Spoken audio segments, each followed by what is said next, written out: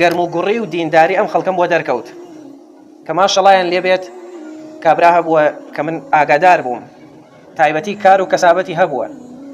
وێڵی کردووە و توێتی ئیمڕۆ تاکە ڕۆژێکە کە ئەم حاجیە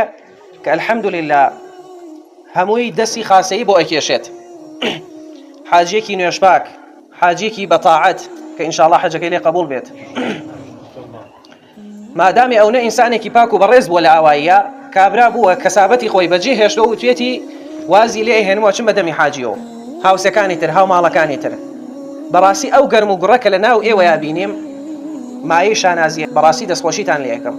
نیشانی دینداری هەموو لایەکتانە خوای گەورە ئینشاءالله بیکاتە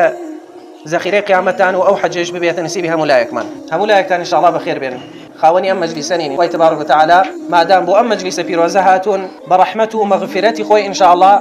میوانداریمان لێ بکات